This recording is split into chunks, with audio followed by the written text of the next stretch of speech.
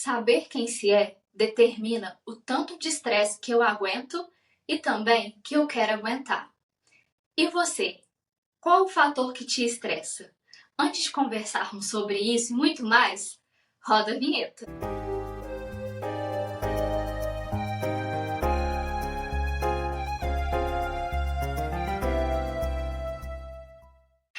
A vinheta hoje rodou ao contrário. Eu quero, Ah, eu meu quero, Deus. eu quero registrar aqui que hoje. Não, você pode deixar isso gravado. Eu quero registrar aqui que hoje a vinheta rodou ao contrário. Nem sempre vai rodar pro lado certo. Entendeu? E isso que você tá me falando tá me gerando um estresse agora. Fala, Fran, tudo bem? Fala, Elvio, tudo bem e você? Tudo tranquilo. Então, o tema de hoje é sobre o estresse. Mas antes da gente começar a entrar nesse assunto, eu gostaria de fazer uma singela homenagem para o meu pai. Ele chama Magno e ele fez aniversário no dia 11 de abril. O vídeo vai sair um pouco atrasado, mas ainda é válido. Ele só gosta de coisas do Atlético, ele só gosta de ganhar coisas do Atlético. E assim, já não tem mais nada do Atlético que dê para dar para ele. Então eu gostaria de fazer essa homenagem, por isso que hoje eu estou usando a minha linda camisa do Atlético. Quem for atleticano, manda parabéns aí pro meu pai também nos comentários. E também vou usar a minha canequinha do Atlético que o meu pai me deu. Então, pai, te amo muito, muito, muito. Muito obrigado por tudo que você sempre fez por mim e que ainda continua fazendo. E é uma homenagem pequena, mas é de coração para você. Te amo. Agora voltando para Não, o antes nosso. disso, antes disso, os meus parabéns ao Mário também aqui, né? Sim, claro. Você não é atleticano e nem gosta de futebol, mas eu vou deixar você dar Exatamente, parabéns. exatamente. Futebol não faz parte da minha vida. Deveria, né? Mas assim, enfim.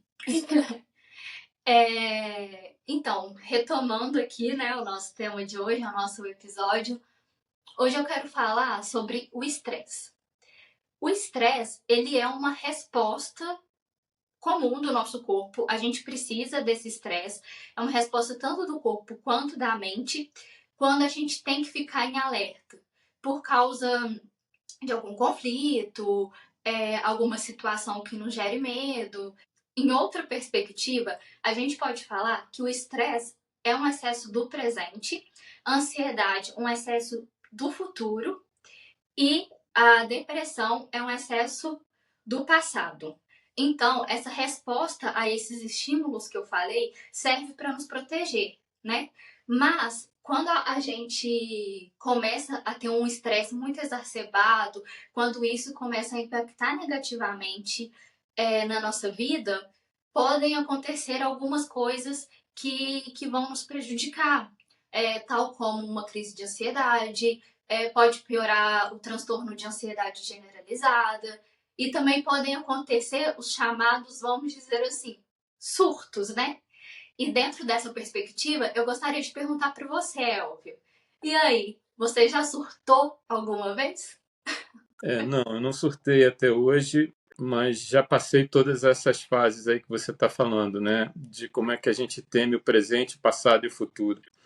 Mas eu acho que o surto, ele não é o que mais assusta, né? Eu acho que existe uma sequência de coisas que acontecem nesse processo e até chegar ao surto, né? E eu acho que antes do surto existe um momento que ele é bastante complicado, que eu chamaria aqui de um momento de silêncio, né? Esse silêncio, o que acontece? A gente está vivendo uma vida normal, a gente está sorrindo, está trabalhando, está fazendo tudo aquilo que a gente deveria estar fazendo naquele momento. Mas o que acontece? Dentro da gente tem uma sensação de que a gente está sendo tragado, que a gente está sendo trazido para o escuro, para um buraco negro, não sei, alguma coisa assim. Mas essa sensação é uma sensação estranha, porque do lado de fora tudo está funcionando e do lado de dentro a gente está desmoronando. É isso que eu estou chamando de fase de silêncio, né? E o que acontece? Essa fase, ela é uma fase que começa a desenvolver esse processo de tensão que vai terminar no surto. No mundo corporativo é muito comum a gente falar de burnout, né? Burnout é nada mais do que isso que eu acabei de descrever aqui. A gente chega até um determinado momento que não aguenta mais, né? E quando a gente não aguenta mais, acontece o surto, né? Mas cabe uma pergunta aqui também, Fran. Qual é o preço que a gente está pagando para tudo isso que eu acabei de descrever? Da gente estar com uma representação. Eu tenho uma fala muito antiga, muito antes de eu estudar psicanálise, que eu dizia que a gente trabalha no teatro corporativo, não no mundo corporativo. A gente tem que colocar diversas máscaras para conseguir se comportar da maneira adequada para cada momento que a gente está vivendo no mundo corporativo. Então, a pergunta que eu faço é: será que é isso mesmo que a gente tem que fazer? Qual é o preço que a gente está pagando para parecer bem, para estar com essa imagem que todo mundo acha que é uma imagem bastante tranquila e, na verdade, não é, né? Qual é o preço que a gente estaria pagando por isso? Na verdade, esse processo todo é o nosso inconsciente dizendo: olha, tem alguma coisa aqui que não está bem, tem alguma coisa aqui que não está legal. E a gente não ouve o inconsciente nesse momento. A gente não ouve o que está acontecendo, a gente passa por esse incômodo de uma forma, vamos dizer assim, cega, né? A gente não presta atenção de verdade no que está acontecendo. Você perguntou se eu já tinha surtado? Não, mas eu já vi muita gente surtar, né? Principalmente no mundo corporativo. É importante dizer, não apenas no mundo corporativo, isso pode acontecer em qualquer ambiente. Eu estou trazendo aqui o mundo corporativo porque é onde eu fiquei a maior parte da minha vida e é onde eu consigo trazer algum exemplo. Então, o que acontece nesses surtos que eu vi no mundo corporativo é que vai tudo muito bem, até que, de repente, e eu não sei se é tão de repente assim, porque os avisos vêm, inclusive o aviso interior de que a gente está chegando nesse ponto, de repente as pessoas mudam. E nessa mudança, eu já vi acontecer duas coisas. A primeira coisa é a pessoa ficar extremamente agressiva. E nessa agressividade, eu já vi inclusive um caso que a pessoa teve que ser contida, fisicamente falando. E existe o outro movimento que também pode ser observado quando a pessoa chega nesse estágio, é que ela abandona tudo, joga tudo para o alto. Ela vira as costas e abandona, como se aquilo não fizesse parte da vida dela. Então, são reações muito fortes, seja para um lado ou para o outro, mas são reações muito fortes e que é o final de um processo de catarse que a pessoa acabou passando, né, com esse surto. Aí a gente pergunta assim: ok, teve o surto, e aí? E aí começa uma outra fase que também é extremamente complexa depois do surto. Essa outra fase, eu chamaria dessa fase uma fase pós-surto. O que acontece? Sabendo que a pessoa tendo a consciência, né, quando ela sai desse processo, normalmente a pessoa não tem uma lembrança clara daquele momento de tensão forte que ela passou, né, daquele momento de surto propriamente dito. Isso fica um pouco confuso, às vezes fica até no esquecimento da pessoa. E aí começa um outro processo que é o seguinte: ela toma consciência daquilo que aconteceu, ela toma consciência de tudo que se passou, e aí o que vai acontecer? Ela vai se sentir envergonhada, ela vai se sentir isolada, abandonada, as pessoas começam a ter receio dela, e nesse processo vem o medo, vem a culpa. Aí é que entra a terapia. É aí que a terapia é importante. Por quê? Porque a terapia vai acolher o indivíduo nesse momento e vai começar a trabalhar todas essas emoções que o indivíduo vem passando. É importantíssimo que nesse momento a terapia esteja presente, porque a consciência chegou, a pessoa já começa a perceber exatamente o que está acontecendo, né? Mas a terapia precisa de tempo. E isso é uma coisa importante para a gente colocar para aquelas pessoas que passaram por um processo desse tipo. Não adianta achar que com um processo terapêutico, em pouquíssimo tempo, você vai ter resultados ou que você vai passar por isso e voltar, entre aspas, à vida normal. Não vai voltar à vida normal. tão rapidamente desse jeito, né? Existe um tempo que precisa passar por isso. E aí o tempo a gente vai falar um pouco depois em um outro episódio, mas com certeza o tempo é importante junto com a terapia para que a gente consiga passar por esse processo. Nessa terapia que a gente vai fazer com o indivíduo que passou por um processo de surto, eu até vou trazer aqui uma coisa que eu tenho usado bastante, a ferida e a cicatriz. No processo de surto, abre-se uma ferida. E eu acho que o trabalho da terapia é fazer com que essa ferida seja uma cicatriz. A gente sabe que ela aconteceu, mas não dói mais. Então, acho que esse é o ponto que eu queria trazer aqui em relação a ter visto ou ter passado por um processo de surto, Fran. Entendi. Eu queria pegar até uma conversa que a gente teve um dia desses aí, né? Porque eu lembrei, enquanto você estava falando, qual que é o preço que a gente paga, e do mundo corporativo também, que foi aquele dia que a gente estava conversando sobre dress code, né? E tal, aí eu falei que eu não gosto disso, que eu gosto de ser quem eu sou, vamos colocar assim nessas palavras. E a gente divergiu um pouco, porque você falou muito disso, né? De entrar nesses papéis sociais dependendo do lugar que a gente tem que viver, né?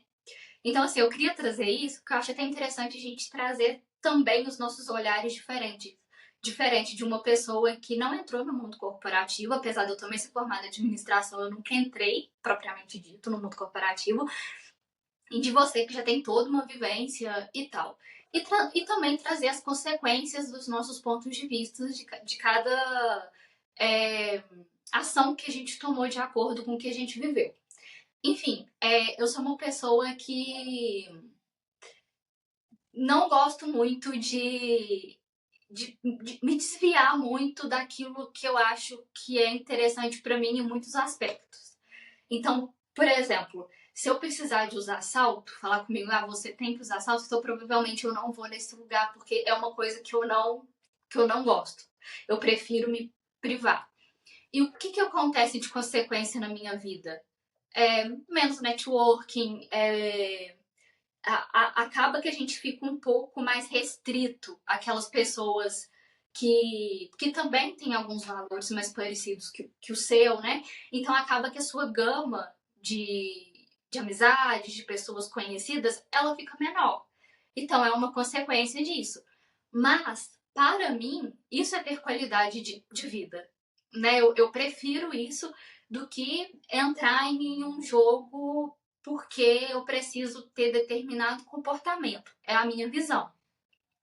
Você, com muitos anos de experiência no mundo corporativo, você teve que entrar dentro de um jogo, senão não tinha jeito. Senão você não tinha sucesso dentro do mundo corporativo. Então Verdade. você tem uma coisa que eu não tenho, por exemplo, que é network, muita gente conhecida. Então eu queria até mesmo te perguntar, como que você se sentia, talvez fazendo coisas que você nem estava tão à vontade para fazer, e como que isso impactou na sua vida, como que você vê, como impactou na época e como que você vê isso hoje? Na verdade, Fran, o que acontece é que a gente acaba se adaptando a tudo na vida, né? A gente vai se adaptando.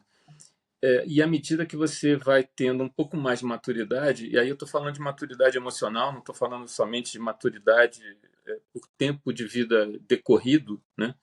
Eu acho que à medida que você vai tendo essa maturidade emocional, você vai começando a colocar as coisas um pouco melhor nos seus devidos lugares.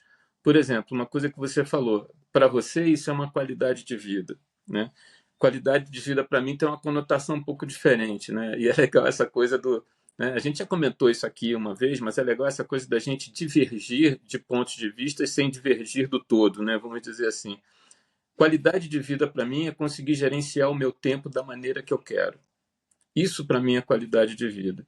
Então, é eu poder dizer sim ou não no tempo, vamos dizer assim, para aquilo que eu quero ou não quero fazer da minha vida. Então, esse é um ponto importante para mim. E isso eu tinha muito pouca flexibilidade dentro da minha vida passada, no mundo corporativo, né? Por outro lado, eu também aprendi uma coisa que foi positiva. Eu tive todas as consequências do mundo corporativo, ansiedade, enfim, estresse, essas coisas todas. Não deixei de passar por isso tudo. Mas à medida que o tempo foi passando, eu desenvolvi um conceito que eu tenho até trazido para a psicanálise e tenho colocado nos atendimentos que eu faço.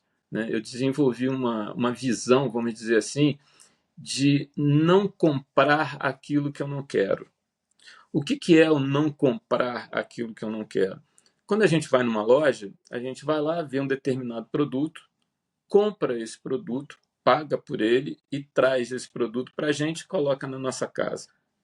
Esse produto passa a ser da nossa propriedade. Eu comprei aquele produto. A gente faz a mesma coisa com as emoções.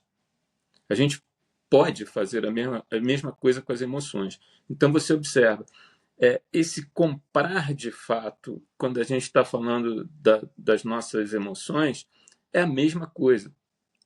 Você está numa determinada situação que pode não ser exatamente aquela que você quer. Ou você pode estar numa situação que é exatamente a que você quer dentro da sua vida do dia a dia.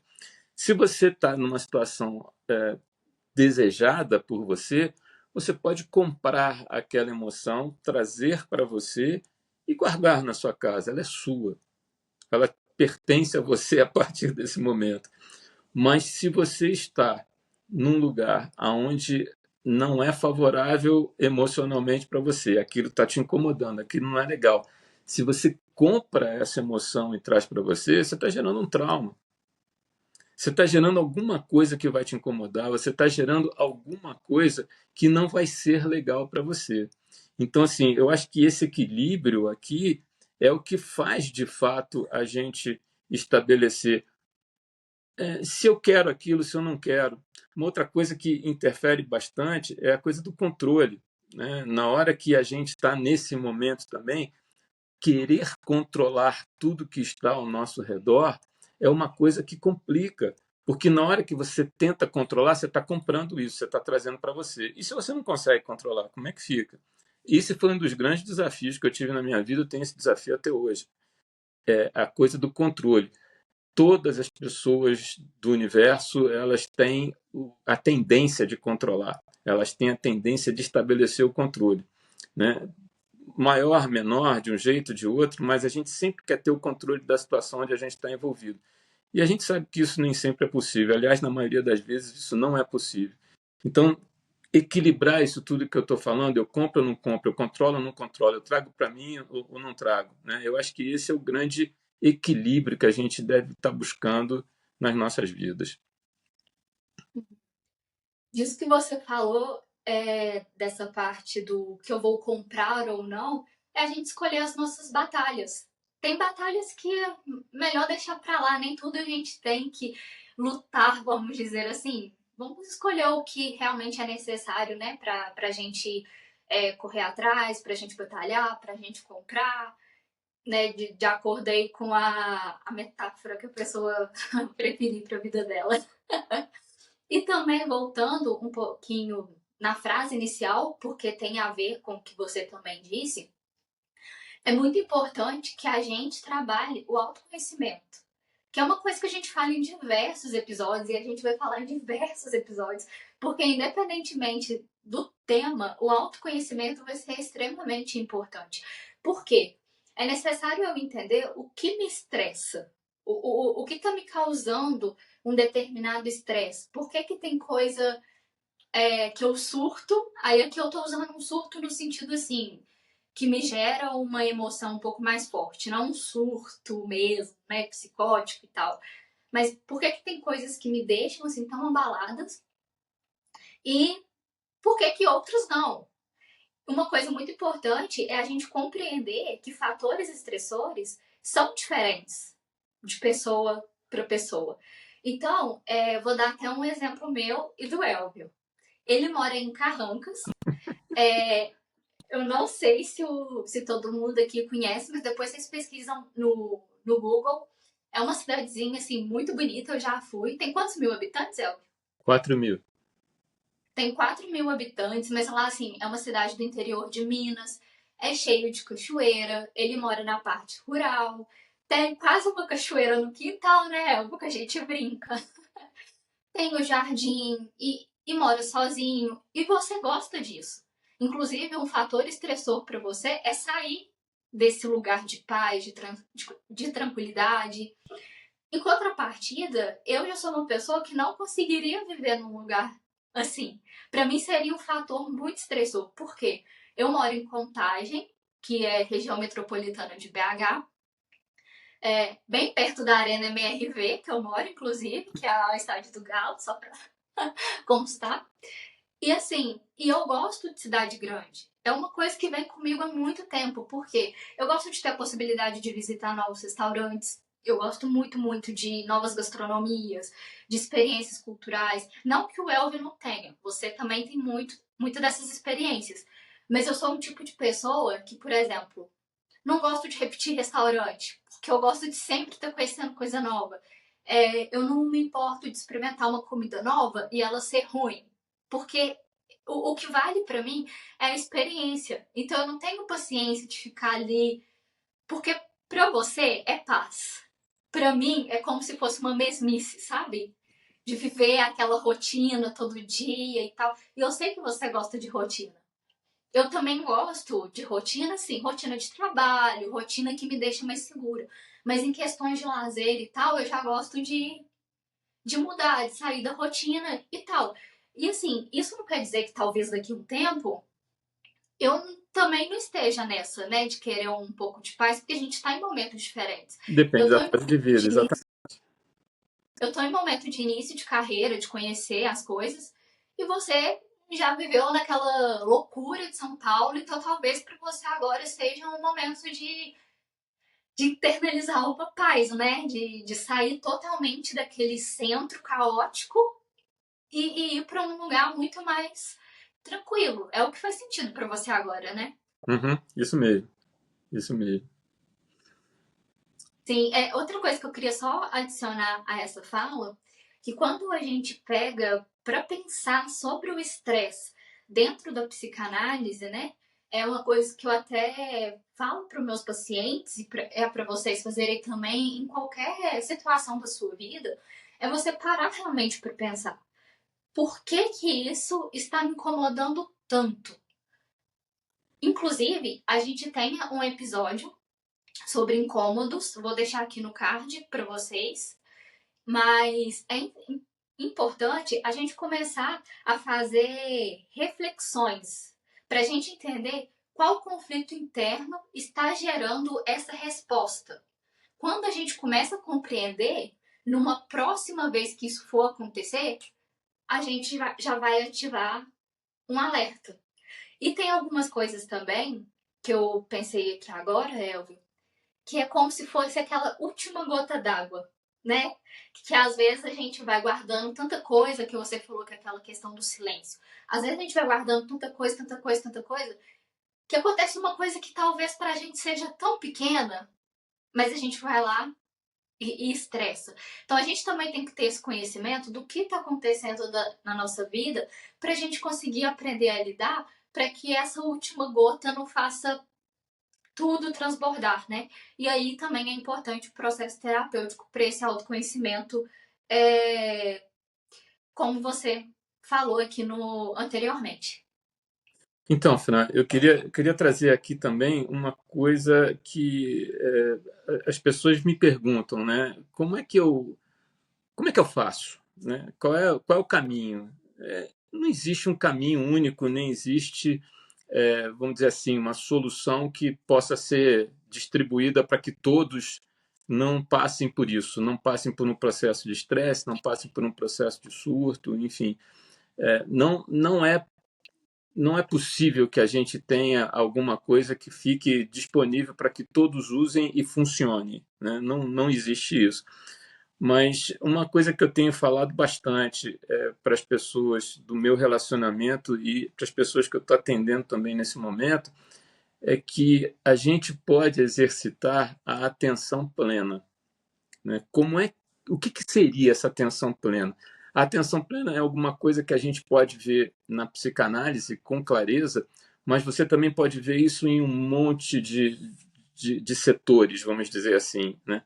Você pode ter isso dentro das religiões, você pode ter isso na parte de bem-estar físico, enfim, em várias coisas. E eu sempre digo o seguinte, olha, apesar de não ser uma receita de bolo, a atenção plena é um caminho interessante. Por quê? Porque dentro do processo de atenção e meditação, todo mundo já deve ter escutado falar de mindfulness, né? Que é um processo meditativo, sem ser uma meditação, onde você foca no presente. Mas você foca no presente de uma maneira consciente, não é o excesso de presente que você falou em relação ao estresse. É como é que eu tenho a consciência de focar no presente e isolar esse presente aqui para que eu perceba exatamente o que está acontecendo.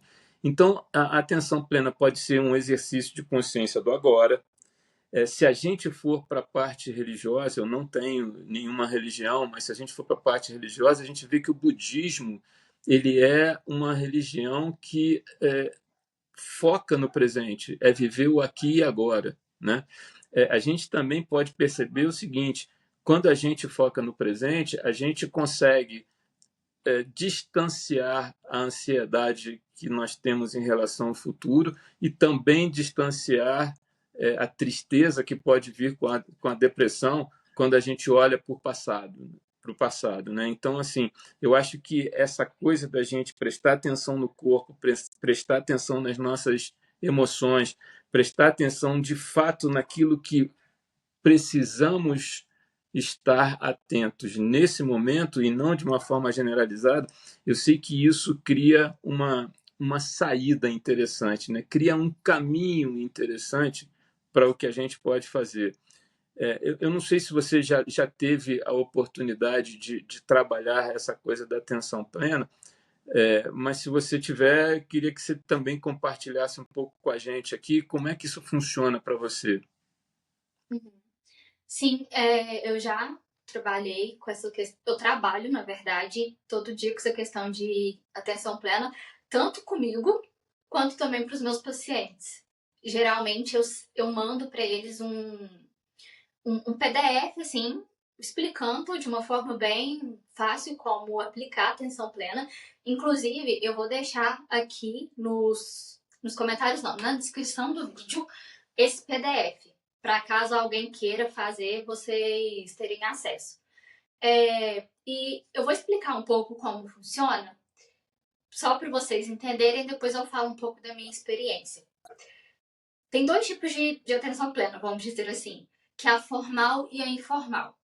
A formal realmente é você parar num estado de relaxamento, numa posição de sua preferência, e você fazer aquela meditação num lugar silencioso, e você vai ter que ter uma âncora. E o que é essa âncora? É algo que você vai prestar atenção. Por exemplo, uma âncora muito comum é a respiração.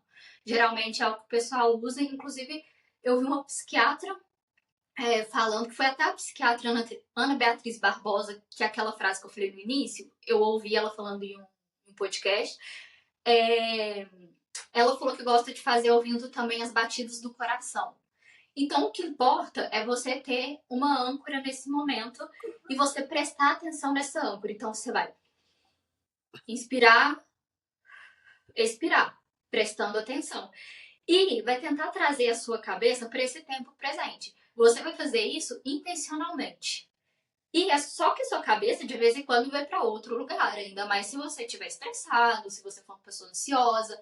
Mas tá tudo bem. Na hora que você perceber que sua cabeça tá indo para outro lugar, você faz um movimento de voltar e prestar atenção na respiração.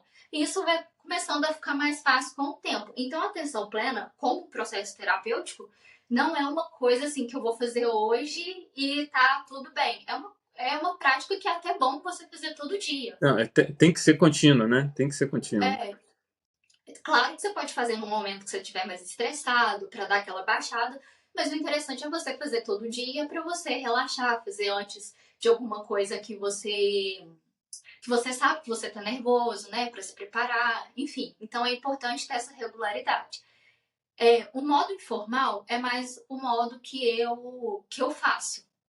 Que é um modo que, assim, que não vai atrapalhar em nada a sua vida, não precisa de tirar tempo, não precisa de tirar nada. Que é simplesmente você viver intencionalmente. Então, por exemplo, se você estiver lavando vasilha, lava vasilha. Presta atenção no cheiro do sabão, presta atenção nas texturas, presta atenção naquele momento. Cabeça foi para problema de trabalho, problema com família, com relacionamento.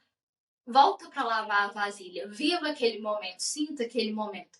Uma hora muito boa também de você relaxar no horário do banho, né? Sinta o cheiro do sabonete, a textura, a água quente caindo. Isso são as suas âncoras. Então eu falo que a atenção plena é isso, é viver com intenção. E não o excesso de presente, igual o Elvio falou, mas sim estar presente no seu presente. E não no passado, e não no futuro, não tentando resolver mil problemas, entendeu? Senão você surta. Eu não podia deixar de passar esse momento agora. Em Carranca, você pode fazer os dois tipos de atenção plena. Em Contagem, só o segundo. Mentira, gente, não. Não, brincadeira. Mas atenção plena você pode fazer também até para dormir, né? Para te Claro, ajudar na claro, insônia. Então você imagina que você tá assim, caindo no meio do colchão e tal. claro. E também eu queria falar outras dicas para você aí que tá num momento de estresse, ansiedade. Qualquer uma dessas emoções ditas como negativas, que a gente também tem um vídeo aqui, vou deixar no card, que é o clássico, né, gente? Atividade física para diminuir os níveis de adrenalina, de cortisol. Esse particularmente, o Elvio sabe que é o mais difícil para mim, mas é clichê, mas faz bem. Ter uma Não, alimentação faz bem, saudável. faz bem. Não é clichê, não, faz bem. É um clichê verdadeiro, né? É um clichê real, né? Ter uma boa noite de sono, né? De 7 a 8 horas. Se alimentar bem. Também ocupar a mente para não deixar ela vazia demais, né? Com pensamentos ali que às vezes são pensamentos, vamos dizer assim, imaginários, né? Que a gente cria problemas que talvez a gente nem tenha, né? Que esse estresse ele pode vir tanto de algo que realmente é real, que está acontecendo, quanto problemas imaginários, que é real pra gente. Isso não tira a realidade para você, mas ele não é real dentro do mundo, vamos dizer assim, né? Do que te rodeia. Mas. E outra coisa, só para complementar, saúde mental talvez seja a gente aprender a lidar com os altos e baixos da nossa vida.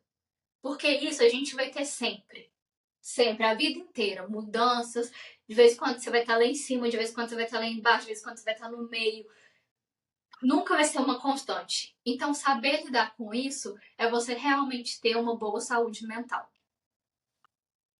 Eu vou fazer um último gancho nisso aqui.